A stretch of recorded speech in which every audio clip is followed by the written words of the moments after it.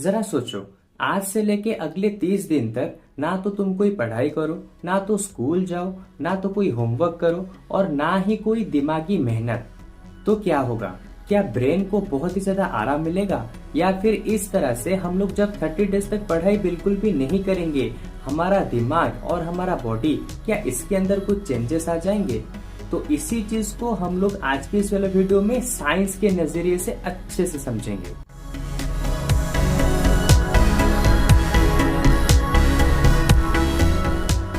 आपका दिमाग एक मसल्स की तरह है। आप लोग जितना ज्यादा इसको इस्तेमाल करेंगे, ये उतने ही अच्छे से तेज बनता जाएगा। जब आप लोग पढ़ाई करते हैं तो आपके दिमाग के अंदर जो न्यूरॉन्स होते हैं वो एक्टिवेट होते हैं और ये न्यूरॉन्स आपस में कनेक्शन बनाते हैं जिसको सिनेप्स कहा जाता है। हर बार आप लोग जैसे ही अपने दिमाग के ऊपर प्रेशर डालते हैं कि कुछ नई चीजें सीखना है, जैसे कि कोई मैथ्स का फॉर्मूला जानना है या फिर मैथ्स का कुछ कॉन्सेप्ट समझना है या फिर साइंस के कुछ न्यू न्यू केमिकल के बारे में आपको समझना है, तो वहां पे आपके ब्रेन के मसल के ऊपर प्रेशर पड़ता है, जिसकी वजह से आपके जो सिनेप्स हैं वो बहुत ज्यादा स्ट्रॉन्ग बनती जाती है और आपका ब्रेन भी बहुत ही अच्छे से डेवलप होता है।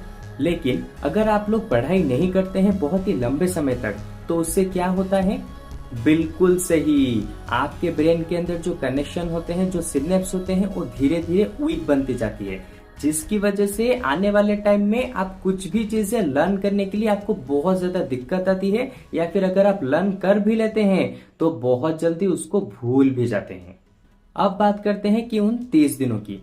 जैसे ही आप लोग एक हफ्ते के लिए पढ़ाई को छोड़ते हैं तो वहां पे आपके ब्रेन को थोड़ा सा रिलैक्स महसूस होता है, लेकिन जैसे ही 2 हफ्ते, 3 हफ्ते, 1 महीने के आसपास आप पढ़ाई को छोड़ देते हैं, वहां पे आपके ब्रेन के अंदर मेमोराइजिंग पावर बिल्कुल ही घट जाता है, फोकसिंग पावर, कंसंट्रेशन पावर ये भी बिल्कुल घट जाता है, और सबसे इम्पोर्टेंट चीज प्रोक्रेस्टिनेशन बहुत ही ज्यादा बढ़ जाती है। जिसका मतलब ये है, ये प्रोक्रेस्टिनेशन बढ़ने से आपका ब्रेन क्या करेगा? आप जो भी काम करने के लिए तय करेंगे, आपका ब्रेन उससे धीरे धीरे डिले करता जाएगा कि आज नहीं करते हैं, कल करेंगे, कल नहीं परसों करेंगे, यानी कि एक तरह से आपको आलसी बना देगा और दिमाग को पहले जैसा एक्टिव बनाना बहुत ही ज्यादा मुश्किल हो जाता है।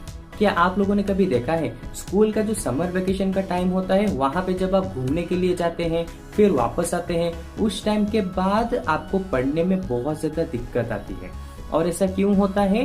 क्योंकि आप पढ़ाई से बहुत ज्यादा लंबे गैप ले चुके होते हैं, जिसकी वजह से आपका ब्रेन एक तरह से धीरे धीरे आलसी बनने लगता है और जिसकी वजह से आपका कंसंट्रेशन पावर घट जाता है, मेमोराइजिंग पावर घट जाता है, प्रोक्रेस्टिनेशन बढ़ जाता है, जिसकी वजह से आपकी पढ़ाई अच्छे से नहीं हो पाती है। जब आप लंबे छुट्टी से पढ़ाई की तरफ वापस लौटते हैं तब पढ़ाई ना करने से सिर्फ आपका दिमाग ही स्लो नहीं होता, बल्कि इससे आपके डेली हैबिट्स भी बहुत ज्यादा डिस्टर्ब होते हैं। जैसे कि आपको सही टाइम पे नींद नहीं आता है, आपका मोबाइल के स्क्रीन टाइम बहुत ज्यादा बढ़ जाती है और सबसे जरूरी, आप लोग अपने डिसिप्लिन को खो देते हैं।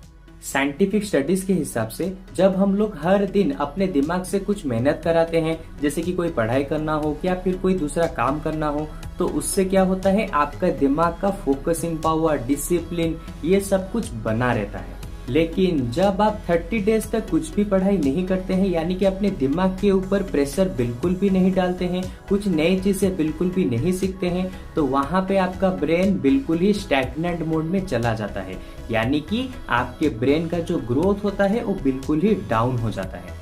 और क्या आप लोग चाहते हैं कि आपका ब्रेन बिना ग्रोथ के ही रुक जाए?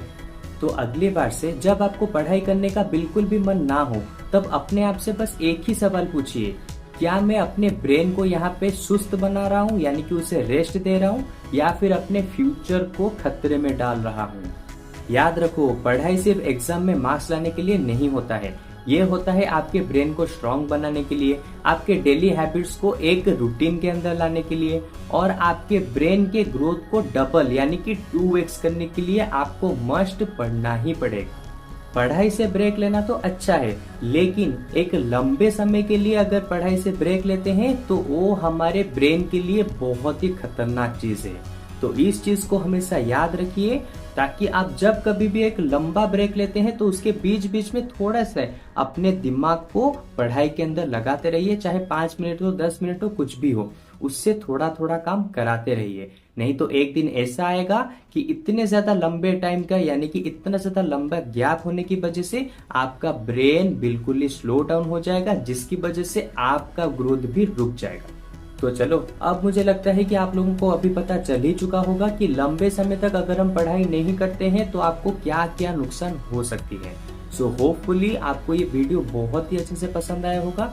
और हाँ, अगर आपका कोई ऐसा दोस्त है जो कि बहुत ही लंबे टाइम तक बिल्कुल भी पढ़ाई नहीं करता, उसको लगता है बस एग्जाम के टाइम में मैं पढ़ाई कर लूंगा हो जाएगा, तो उसके पास इस वाले वीडियो को जरूर से शेयर करना, ताकि उसको भी पता चल सके कि वो अपने दिमाग के साथ और वो अपने फ्यूचर के साथ कितना ज्यादा खतरा ले रहा है।